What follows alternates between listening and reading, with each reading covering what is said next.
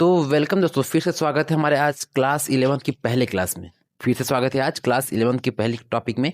आज हम फिजिक्स के जो अपना पहला चैप्टर है उसका नाम है जो अपना मात्रक एवं मापन है, उस चैप्टर का जो अपना मात्रकों की अंतर्राष्ट्रीय प्रणाली है आज उसको समझने वाले हैं। आपने ऐसा ही मात्रक सुना होगा, इंटरनेशनल सिस्टम। तो उसका एक्चुअल फॉर्म होता है system international the units. System international the units SI का फॉर्म होता है सिस्टम इंटरनेशनल द यूनिट्स।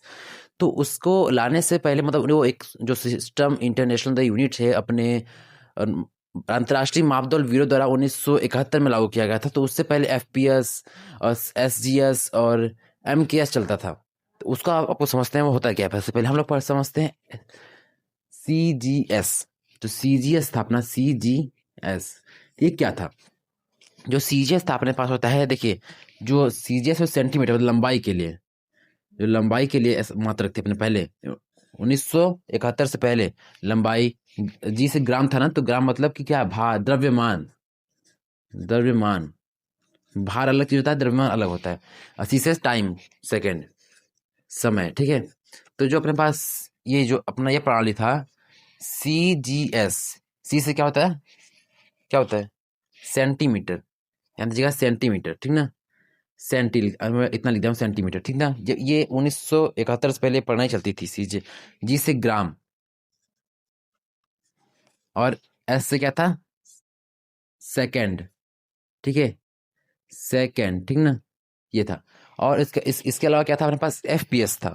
जो एफपीएस है foot foot pound, foot pound, और एस से फिर सेकेंड, ठीक है। जो अपने पास दूसरा पढ़ा था वो था एम के एस, एम के एस। और ये क्या था एम के एस, क्या आप इसके बता सकते हैं, बता सकते हैं इसके बारे में? इसका मतलब था कि यहाँ पे मीटर, किलोग्राम एंड फिर सेकेंड। तो ये चलते थे अपने 1971 से पहले।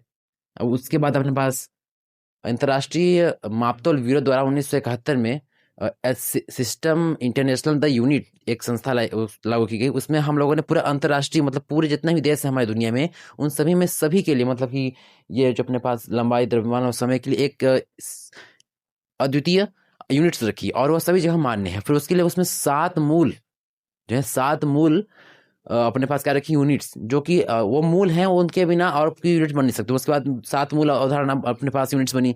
उसके बाद व्युत्क्रम बनी, उसी के साथ सातों से मिलकर अलग अलग राशियां बनाई जा सकती है जो कि अनंत है। सातों से मिलकर अलग राशियां बनाई जा सकती हैं जो कि अनंत है। जैसे ABCD से 26 अल्फाबेट्स होते हैं, उसके अंदर से हम लोग कितने भी वर्ड्स लगा सकते हैं, कितने नहीं बना सकते हैं, उसकी कोई संख्या नहीं है। ABCD में 26 वर्ड होते हैं, लेटर्स होते हैं, तो उसके अंदर से हम लोग कितने भी शब्द बना सकते हैं, उसकी लिमिट नहीं है। और इसी प्रकार से जो 7 मूल अपने पास यूनिट्स हैं, इकाइयां हैं, उसी तरीके से हम बहुत सारी यूनिट्स बना सकते हैं, उसको व्युत्क्रम यूनिट्स बोलते हैं। और 2 अपने पास पूरक इकाइयां होती है। पूरक इकाइयां क्या होती है मैं आपको समझाता हूँ, और अब व्युत्क्रम इकाइयां। और पहले आपको मूल इकाइयां समझाता हूँ। पहले तो 1971 वाले पहले चलते थे, उसके बाद अपने पास ऐसा ही आया, ऐसा ही मात्रक आया, ठीक है। चलिए उसको भी दिखाते हैं आपको कैसे था वो।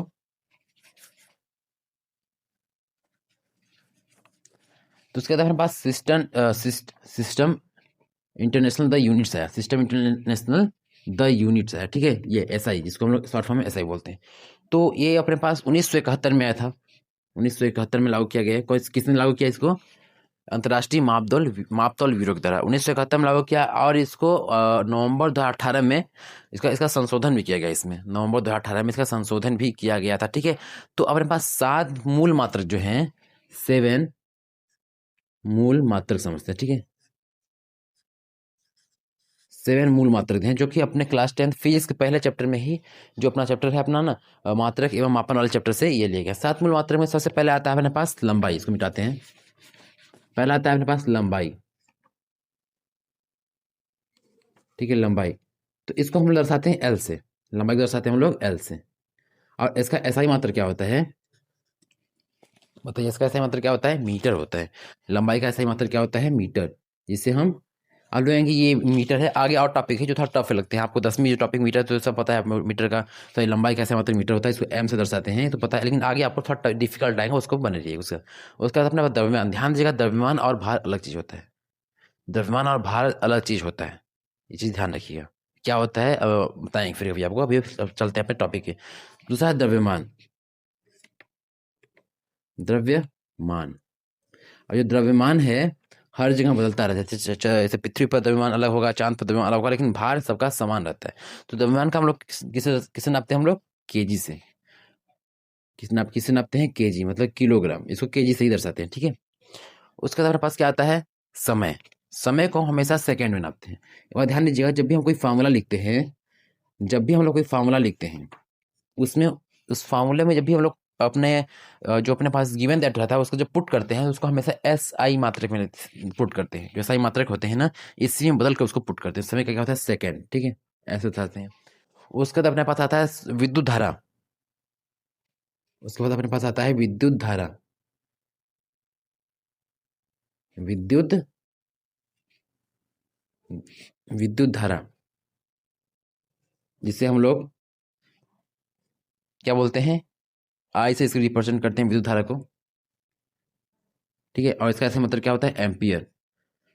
इसका ऐसा मतलब एम्पियर किसने दिया, आंद्रे मेरी एम्पियर, जो अपने क्लास 10 में टॉपिक है उसमें दिया हुआ आंद्रे मेरी एम्पियर ने इस विद्युत धारा का ऐसा मात्रक और इसका जो विद्युत धारा जो है अपने पास एकांक आवेश एक स्थान से दूसरे स्थान में कितना टाइम लगेगा आवेश को पहुंचाने में, विद्युत धारा मतलब कि क्यू अपन टी, तो उसी को विद्युत धारा बोलते हैं। और विद्युत धारा जो होता है विभवांतर के समानुपाती रहता है। अगर विद्युत धारा बढ़ेगी तो विभवांतर भी बढ़ेगा, विभवांतर घटेगा तो अपने पास विद्युत धारा भी घटेगा, और उसका ऐसा मात्रक ये होता है। उसके बाद अपने पास आता है क्या होता है, उष्मीगित ताप, मतलब एक बोलते उष्मा। उष्मा उष्मा को सबसे पहले हम लोग, उष्मा को हम लोग अपने दैनिक जीवन में हम लोग दर्शाते हैं, अपने पास दर्शाते हैं डिग्री सेल्सियस से, फ़ारेनहाइट में दर्शाते हैं, लेकिन फ़ारेनहाइट में दर्शाते हैं, लेकिन इसका जो ऐसा यूनिट होता है वो होता है केल्विन। जो ऐसा यूनिट होता है वो होता है केल्विन, किसको हम लोग के दर्शाते हैं, केल्विन। उसको हिंदी में लिखते हैं हम लोग, बस इसका मात्रक लिखते हैं, सही रहेगा केल्विन। तो हम लोग केल्विन दर्शाते हैं। और 100 डिग्री सेल्सियस में, मान लीजिए 100 डिग्री सेल्सियस है, तो उसमें कितना होता है, 373 केल्विन। मतलब कि क्या बोले तो अगर 0 डिग्री लिखा जाए तो क्या होता है, 273 केल्विन, ये होता है, ठीक है, ध्यान दीजिएगा ये चीज़। तो उसका हमारे पास क्या दूसरा क्या आता है अपने पास, पदार्थ की मात्रा। पदार्थ की मात्रा, पदार्थ की मात्रा, जो पदार्थ की मात्रा है इसको हम लोग मोल मोल दर्शाते हैं कि किसी भी विलियन में कितने मोल कोई पदार्थ है, और इसको हम लोग मोल, इसका सही मात्रक होता है, इसको लिखते हैं हम लोग MOL। किसी पदार्थ में कोई पदार्थ, किसी भी पदार्थ के अंदर कितने अणु हैं, कितने परमाणु हैं, उसके अंदर जो छोटे छोटे कण होते हैं उनको मापने का मोल होता है, ठीक है, बात ध्यान रखिएगा। उसके बाद अपना ज्योतिक तीव्रता। ज्योति तीव्रता, ठीक है। जो ज्योतिक तीव्रता होती है अपने पास, मापने की इकाई जो होती है उसकी, हम लोग किस दर्शाते हैं बताइए, आप लोग बताइए इसका, इसको हम लोग किस तरीके से मापते हैं, कैंडेला। कैंडेला, इसको हम लोग दर्शाते हैं C और D से। ये कुछ अपने पास मूल मात्रक है, आज कितने हैं, 1 2 3 4, और ये 5, ये 6, और ये 7।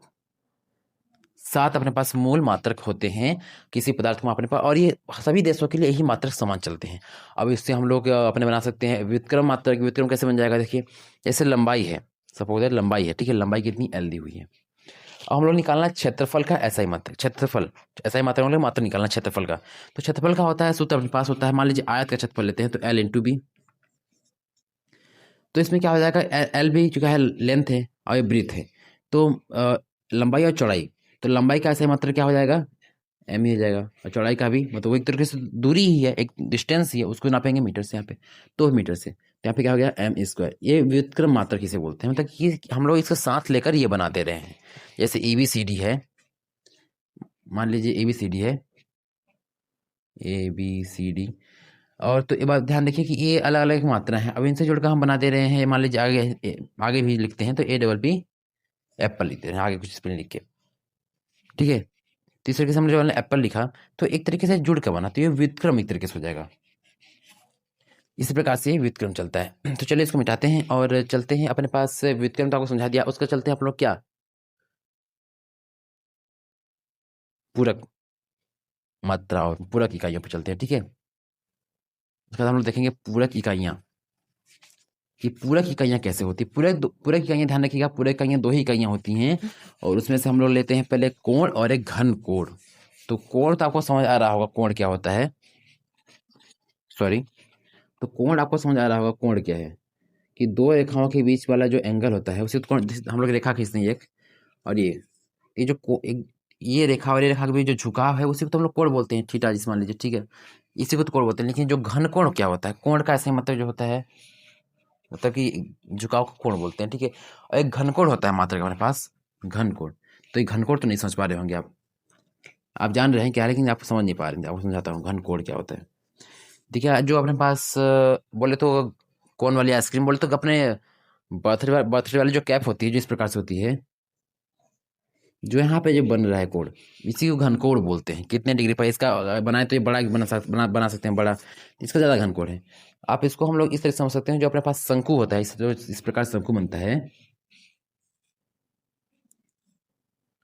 जो ये कोण बनता है इसी को घनकोण बोलते हैं। इसी को क्या बोलते हैं, घनकोण। इस बात ध्यान दीजिएगा, इतने अपने पास होते हैं क्या,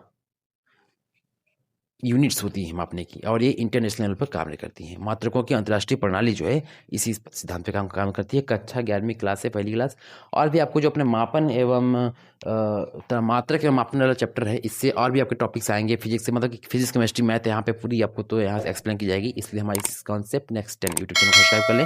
अगर कोई डाउट हो तो इस कमेंट बॉक्स में जरूर बताएं। तब तक के लिए जय हिंद, जय भारत, कीप लर्निंग।